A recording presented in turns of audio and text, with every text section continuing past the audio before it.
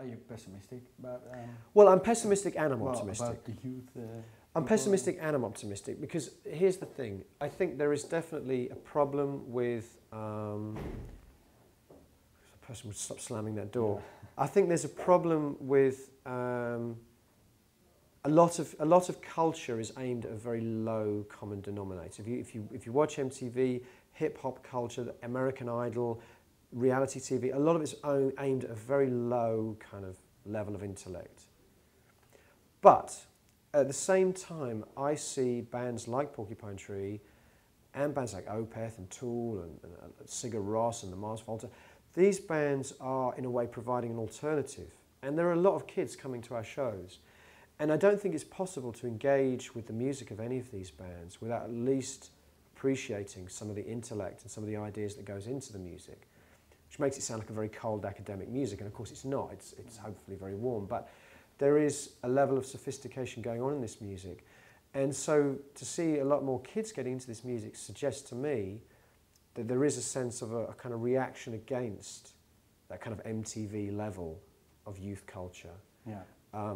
Which for me is the most depressing thing. If you turn on MTV for any length of time, it's so depressing because of the stupidity of the people on it, seemingly. You know, shows like Cribs and Pimp My Ride and Dismissed. And these shows are not about anything, for me, that is worthwhile in life.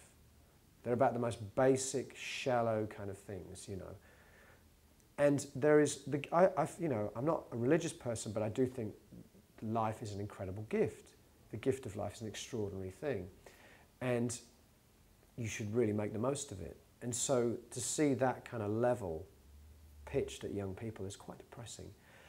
But as I've pointed out, I think there is a great deal to be optimistic about too. And I believe that young people have a kind of inherent ability to rebel against whatever is kind of presented to them as the norm. Yeah. So I think a lot of young people are going to find that also very banal too, and look for something more from life. And I see that. But at the same time, Fear of a Blank Planet is about that kind of blanker end of the spectrum. In a way, I feel like it's holding up a mirror, you know, and saying, this is what I see. Yeah. Make up your own mind. And of course, I think most people kind of see that too, at least in some respect. We all see elements of that blankness in the 21st century, yeah, particularly in the media. Yeah. But